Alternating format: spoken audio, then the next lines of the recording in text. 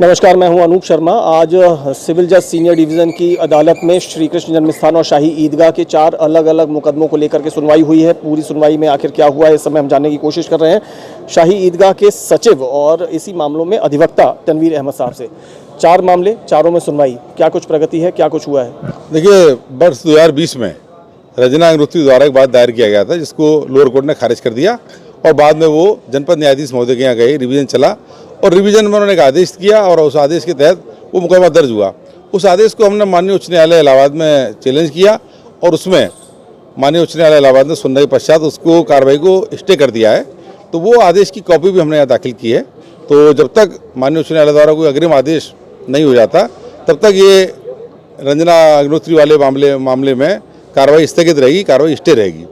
दूसरा एक मुकदमा था 174 जिसमें वादी पक्ष द्वारा लगातार मांग की जा रही थी, तो हमने उसमें 7 रूल 11 सीपीसी के तहत। क्या मांग थी उनकी? तो मांग अलग अलग रूप से थी कि कभी सर्वे की मांग करते थे, कभी लड्डू गोपाल जी का अभिषेक करने की, वो उनके रिवीजन भी खारिज हो चुके हैं दोनों।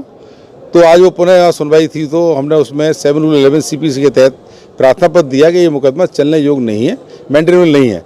उस पर वादी पक्ष ने आपत्ति दाखिल करने के लिए समय चाहा है तो माननीय न्यायालय ने उनको समय प्रदान किया है और उसमें 26 तारीख उसमें नियत कर दी है, 26 अगस्त। जी। 2 अन्य मामले थे, एक संभवतः शैलेंद्र जी का और एक पंकज। देखिए, बड़ी अजीब सी विडंबना है। एक शैलेंद्र सिंह जी का मामला था और लगातार मैं ये देखता हूँ, आप पत्रावली देखेंगे, एक और तो शैलेंद्र सिंह जी माननीय उच्च न्यायालय में एक रिट दायर करते हैं कि मुकदमों की सुनवाई अति शीघ्र कर दी जाए और दूसरी ओर वो जब यहाँ माननीय न्यायालय सिविल जज सीनियर डिवीजन ने सुनवाई के लिए लगा दिया तो वादी पक्ष आके ये कहते हैं साहब आज हमारे पास टाइम नहीं है, हम अगली डेट पर सुनवाई करेंगे। तो माननीय उच्च न्यायालय में तो ये दलील देते हैं कि सुनवाई नहीं हो रही और जब यहाँ सुनवाई होती है तो उससे बचने के लिए समय मांगते हैं। तो आज भी वो उपस्थित नहीं थे, उन्होंने न्यायालय से समय चाहा तो न्यायालय ने उनको समय दिया। और इसी प्रकार पंकज नहीं, उसमें हमारे ऊपर कोई तामील नहीं है, उसमें हम एपियर नहीं है। आज पुकार लगाई गई तो हमारी जानकारी में मुकदमा आया है। अगर हमारे पास कोई नोटिस या सम्मन आएगा तो उसमें हम जरूर एपियर होंगे, अपना पक्ष रखेंगे। तो अभी शाही ईदगाह पक्ष की ओर से तनवीर अहमद ने जानकारी दी आज की सुनवाई की। अभी यहाँ पर हमारे साथ हैं मुकेश खंडेलवाल जी जो श्री कृष्ण जन्मस्थान ट्रस्ट के अधिवक्ता हैं। यहाँ दिनेश कौशिक ने जो अपनी तरफ से एक एप्लीकेशन दाखिल की है उनके अधिवक्ता के तौर पर देवकी नंदन शर्मा साहब हैं और रंजना अग्निहोत्री व अन्य के अधिवक्ता के तौर पर गोपाल खंडेलवाल साहब हैं। सबसे पहले तो मैं आपसे जान लूँ कि जो दिनेश कौशिक की अपनी अभी तक का उनकी एप्लीकेशन है, आज भी उस पर तारीख थी, सुनवाई में क्या रहा? देखिए, आज दिनेश कौशिक के वाले मुकदमे में डिफेंड नंबर 2 जो इंतजामिया कमेटी है उसकी ओर से एक प्रार्थना पत्र दिया गया है कि मुकदमा ऑर्डर 7 रूल में चलने लायक नहीं है। उस पर एतराज के लिए अदालत ने हमको समय दिया है। अब इस प्रार्थना पर सुनवाई 26/8 को होगी। डिफेंड मांग क्या है? उन्होंने ये कहा है कि ये मुकदमा चलने लायक नहीं है। आपकी दिनेश कौशिक की मांग क्या है? हमारी मांग ये है कि 13 पॉइंट समथिंग जो लैंड है वो ठाकुर जी की है और उस लैंड को ईदगाह को हटवाकर उसको ठाकुर जी के हिस्से में रिलीज किया जाए, उस पर पर्सन दिलाया जाए। ये दावा हमने किया है। जो 68 का जो कॉम्प्रोमाइज है उसको चैलेंज किया है कि ये कॉम्प्रोमाइज गलत है और ईदगाह के उस समय जो कॉम्प्रोमाइज हुआ था वो इलीगल इनवैलिड है, उसको निरस्त करने के लिए हमने दावा दर्ज किया है। तो अब अगली तारीख पर फिर से सुनवाई होगी? अगली तारीख पर सुनवाई 26/8 को होगी। ठीक है। गोपाल खंडेलवाल साहब, एक जानकारी आपसे चाह रहा हूं। अभी मुकेश खंडेलवाल साहब से ही बात करूंगा, आप कृपया इधर आ जाए। अब पहले तो आज की सुनवाई में क्या रहा, लेकिन इसके साथ साथ एक महत्वपूर्ण तथ्य इस पूरे मुकदमे से जो मैं रंजना अग्निहोत्री व अन्य से संबंधित है उसमें ये जुड़ गया है कि ऑनरेबल हाईकोर्ट ने अभी सुनवाई पर रोक लगा दी है जी। तो उसको लेकर के स्थिति क्या है, वस्तु स्थिति, जैसा कि अभी तनवीर जी ने तो जानकारी दी, एक तो उसमें अभी आप लोग अगला कदम क्या उठाएंगे और आज की सुनवाई में क्या था? देखिए, चूँकि माननीय उच्च न्यायालय द्वारा हमारे मुकदमे की प्रोसीडिंग को स्टे किया गया है तो आज फर्दर प्रोसीडिंग हमारे मुकदमे कुछ नहीं हुई है। जो भी प्रोसीडिंग होगी माननीय उच्च न्यायालय इलाहाबाद में ही होगी।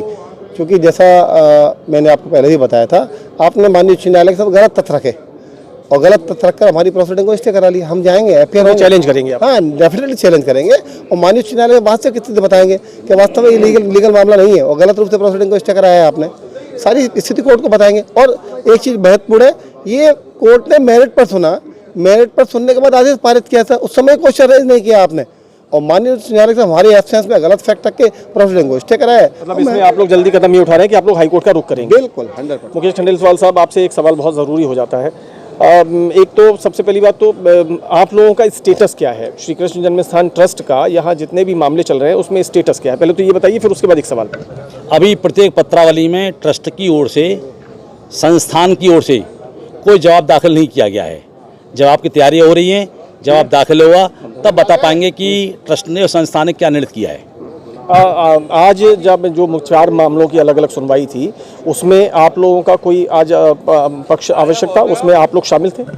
हमारे द्वारा एक मुकदमे में प्रार्थना पत्र दिया गया है कि विवादित संपत्ति जो ईदगाह है खेवट में, खतौनी में, नगर पालिका असेसमेंट में ट्रस्ट की मिल्कियत लिखी हुई है। हमने वो दोनों डॉक्यूमेंट दाखिल किए हैं और ये भी कहा है कि तब से शुरू से लेके अब तक इसका जो पेमेंट है नगर पालिका में टैक्स ट्रस्ट जमा कर रहा है। एक बार बार एक सवाल उठता है, जब भी दलील दी जाती है तो ये कहा जाता है कि एक समझौता हुआ था श्री कृष्ण जन्मस्थान संस्थान द्वारा, तो वो समझौता उसको अब आप संस्थान की हैसियत से कोई जवाब देंगे या ट्रस्ट की हैसियत से जवाब देंगे? ट्रस्ट की ओर से, संस्थान की ओर से दोनों जवाब दाखिल किए जाएंगे और जो कथित समझौता बताए जा रहे हैं उसके बारे में स्पष्ट उसमें डिटेल्स लिखी जाएगी। चलिए, बहुत बहुत शुक्रिया हमसे बातचीत के लिए और जानकारी देने के लिए। तो इस प्रकार हमारे साथ रहे, आपने देखा कि आज श्री कृष्ण जन्मस्थान और शाही ईदगाह के 4 अलग अलग मामलों की सुनवाई हुई है और उन मामलों में आगे की तारीखें दी गई हैं। 26 अगस्त वो तारीख है जब अगली सुनवाई होगी और इसमें अभी हमने बात की शाही ईदगाह पक्ष से और अन्य इस मामले से जुड़े अन्य पक्षकारों से, उनके अधिवक्ताओं से, तो उन्होंने अपना पक्ष रखा और उन्होंने कहा कि 26 तारीख जब अगली सुनवाई होगी तो एक बार फिर से वो अपनी दलील प्रस्तुत करेंगे। मुझे मेरे साथी सुनील शुक्ला के साथ इजाज़त दीजिए। बहुत बहुत शुक्रिया, नमस्कार।